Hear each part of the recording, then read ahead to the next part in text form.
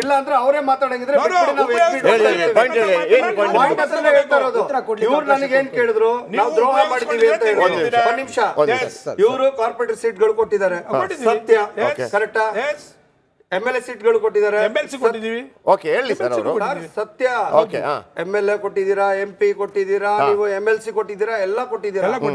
ನಮ್ಗೋಸ್ಕರ ನೀವು ನಮ್ಮನ್ನ ಉಪಯೋಗಿಸ್ಕೊಂಡೇ ಇಲ್ವಾ? ನೀವು ನಿಮ್ ಸ್ವಾರ್ಥಕ್ಕೋಸ್ಕರ ನೀವು ಉಪಯೋಗಿಸ್ಕೊಂಡೇ ನೀವು ಉಪಯೋಗಿಸ್ಕೊಂಡೇ ಇಲ್ವಾ? ದ್ರೋಹ ಮಾಡಿದೀವಿ ಅಂತ ನೀವ್ ಹೆಂಗ್ ಹೇಳ್ತೀರಾ? ಸತ್ಯ ಇರೋದನ್ನ ಹೇಳ್ತಾ ಇದ್ದೀವಿ.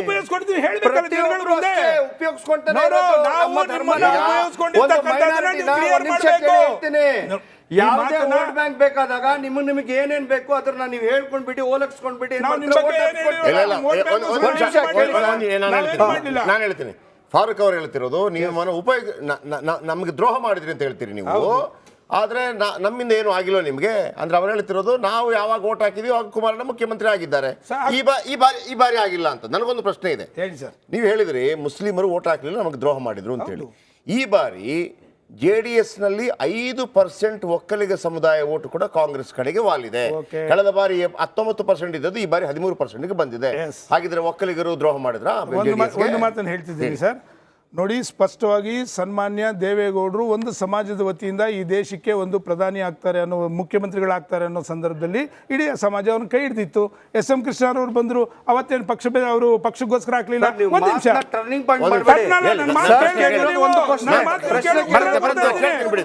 ಸನ್ಮಾನ್ಯ ಅದೇ ಸಮಾಜದವರೇನೆ ಸನ್ಮಾನ್ಯ SM ಕೃಷ್ಣರವರು ಮುಖ್ಯಮಂತ್ರಿ ಆಗುವಂತ ಸಂದರ್ಭದಲ್ಲಿ ಒಗ್ಗಟ್ಟಾದ್ರು. ಯಾಕೆ ಬದಲಾವಣೆ ತಗೊಳ್ಳಿಲ್ಲ ಅವರು? ಮತ್ತೆ ಕುಮಾರಸ್ವಾಮಿ ಅವರು ಆಗ್ತಾರೆ ಅಂತಂದ್ರು. ಇತ್ತೀಚಿನ ರಾಜಕಾರಣದಲ್ಲಿ ಒಂದು ನಾಯಕರು ಹೇಳಿದ್ರು ನನಗೆ ಅವಕಾಶ ಸಿಕ್ಕಿದ್ರೆ ನನಗೆ ಅವಕಾಶ ಇದೆ, ನನ್ನ ಕೂಡ ಮುಖ್ಯಮಂತ್ರಿ ಮಾಡ್ಬೋದು ಅಂತಕ್ಕಂಥದಕ್ಕೆ. ಅದರಲ್ಲಿ ಕೆಲವು ಬದಲಾವಣೆಗೆ ಆಗಿರ್ತಕ್ಕಂಥ ಸತ್ಯ ನಾನು ಒಪ್ಕೋತಾ ಇದ್ದೀನಿ. ಮುಸ್ಲಿಮರಿಗಾಗಿ ಇರ್ಬೋದಲ್ವಾ ಕಾಂಗ್ರೆಸ್ ಆಗಲಿ, ಈ ಬಾರಿ ಕಾಂಗ್ರೆಸ್ ಮುಖ್ಯಮಂತ್ರಿ ಆಗಲಿ ಅಂತ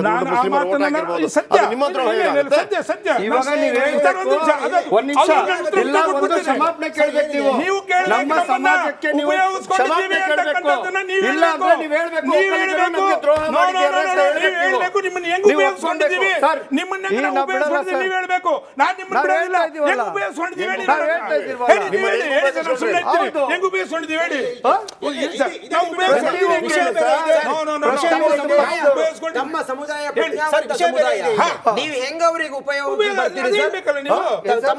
ಪ್ರಜ್ಞಾವಂತ ಸಮುದಾಯ ತಮ್ಮದು, ತಾವು ಹೇಗೆ ಅವರಿಗೆ ಬಲಿಯಾಗ್ತೀರಿ ಅಥವಾ ತಾವು ಉಪಯೋಗ ಬರ್ತೀರಿ ಅವರಿಗೆ? ತಮ್ಮ ಕೈಯಲ್ಲಿದೆ, ತಮ್ಮ ಕೈಯಲ್ಲಿ ತಮ್ಮ ಹಕ್ಕು, ತಮ್ಮ ಓಟು ತಮ್ಮ ಕೈಯಲ್ಲಿದೆ. ಸರ್ ಇವಾಗ ನೀವೇನ್ ಹೇಳಿದ್ರು, ಇವರು ಕೆಲವು ಅವರು ಅಜೆಂಡಾಗಳನ್ನ ಹೇಳಿರೋದ್ರನ್ನ ನಾವು ತಗೊಂಡ್ಬಿಟ್ಟು ಅವ್ರನ್ನ ವೋಟ್ ಬ್ಯಾಂಕ್ ಹಾಕಿದೀವಿ ಅಂತ ಇವ್ರು ಹೇಳ್ತಾವ್ರೆ. ಕರೆಕ್ಟಾ? ಇವ್ರು ಆ ಕೆಲಸ ಮಾಡಿಲ್ವಾ? ಯಾರು ಇವ್ರು ಮಾಡಿಲ್ವಾ? JDS ಅವರು ಮಾಡಿರ್ತಕ್ಕಂಥದ್ದು ಮಾಡಿಲ್ವಾ ಸರ್? ಅವ್ರು ನಮ್ಗೆ ಯಾವ್ದು ಸುಳ್ಳು ಆಶ್ವಾಸನೆಗಳು ಕೊಟ್ಟಿಲ್ವಾ ಸರ್? ಅವರು ಕೊಟ್ಟಿಲ್ವಾ ಸರ್? ಕೊಟ್ಟಿಲ್ವಾ ಸರ್? ಹೇಳಿ ಸರ್, ಹೇಳಿ ಸರ್. ಅವರು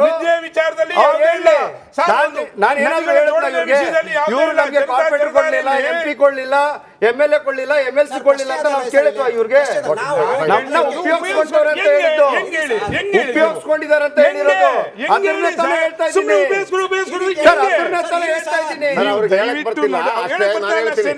ಇದ್ದೀನಿ. ನಾನು ಹೇಳ್ತೀನಿ ಈಗ 2004ರಲ್ಲಿ ಮುಸ್ಲಿಮರು ಕೂಡ ವೋಟ್ ಹಾಕಿದ್ರು JDSಗೆ. ನೀವು ಅವ್ರ ಹತ್ರ ಹೇಳದೆ ಕೇಳದೆ ಬಿಜೆಪಿ ಜೊತೆಗೆ ಹೋಗ್ಲಿಲ್ವಾ? ಅದು ಅವ್ರಿಗೆ ಮಾಡಿದ ದ್ರೋಹ ಅಲ್ವಾ? ಒಳ್ಳೆ ಸಬ್ಜೆಕ್ಟ್ ಬಂತು.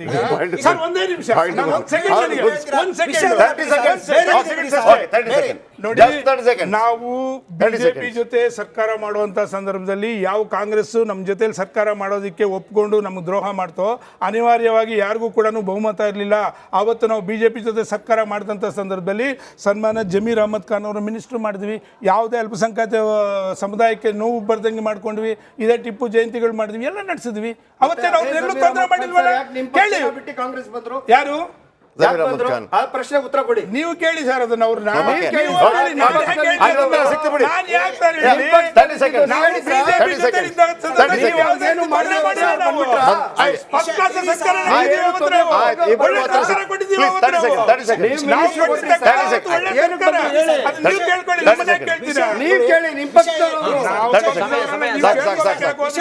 ವಿಷಯ ಏನಿದೆ, ನಮಗೆ ಅಲ್ಪಸಂಖ್ಯಾತರಿಗೆ ಇವರು 10,000 ಕೋಟಿ ಕೊಡ್ತಾರೋ, 1,000 ಕೋಟಿ ಕೊಡ್ತಾರೋ, 40 ಕೋಟಿ ಕೊಡ್ತಾರೋ ಪ್ರಶ್ನೆ ಅದಲ್ಲ. ಪ್ರಶ್ನೆ ಏನಂದ್ರೆ ಈ ಕಾಂಗ್ರೆಸ್ ಪಕ್ಷ ದಲಿತರ SC/STP ಫಂಡ್ 11,500 ಕೋಟಿ ಎತ್ತಾಕೊಂಡು ಮುಸ್ಲಿಮರಿಗೆ ಯಾಕೆ ಅನೌನ್ಸ್ಮೆಂಟ್ ನೀವೆಲ್ಲ ಕಾನೂನು ಮಾಡಿದ್ದು, ನೀವೇ ಮಾಡಿರೋ ಕಾನೂನು ಅದು. ಅವರೇ ಮಾಡೋ ಕಾನೂನು. ಅಮೆಂಡ್ಮೆಂಟ್ ಮಾಡ್ತೀನಿ ಅಂತ ನೀವು ಮಾಡಿದ್ದು ಸರ್ ಅದು, ನೀವು ಮಾಡಿದ್ದು. ಅಮೆಂಡ್ಮೆಂಟ್ ಏನಿಲ್ಲ,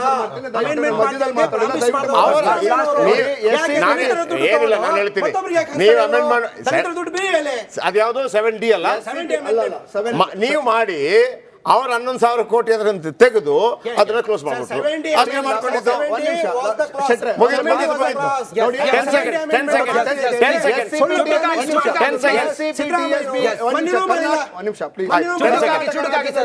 ಬಜೆಟ್ ಇದೆಯೋ SCP/TSP ಹಾಗೆ ಬಜೆಟ್ ಇದೆ.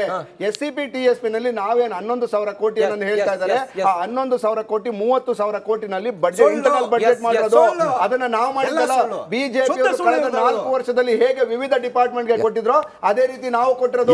ಅದು ತಪ್ಪು ಅಂದ್ರೆ ಬಿಜೆಪಿ ಮಾಡಿರೋದು ತಪ್ಪು. ಅವ್ರ ಅಕ್ಷರ ಸಾರಿ ಕೇಳಿ. ಒಟ್ಟಾರೆ ಈ ಒಂದು ಪಾಲಿಟಿಕ್ಸ್ ಮುಂದಿನ ಲೋಕಸಭಾ ಚುನಾವಣೆಗೆ ಹೆಂಗ್ ವರ್ಕೌಟ್ ಆಗುತ್ತೆ ಅನ್ನೋದನ್ನ ನೋಡ್ಬೇಕು. ಇದು ಇವತ್ತಿನ ಮೆಗಾ ಡಿಬೇಟ್ ಮಹಾಭಾರತ. ನೋಡ್ತಾ ಇರಿ ರಿಪಬ್ಲಿಕ್ ಕನ್ನಡ, ಇದು ನಿಮ್ಮ ಧ್ವನಿ. ನಮಸ್ಕಾರ.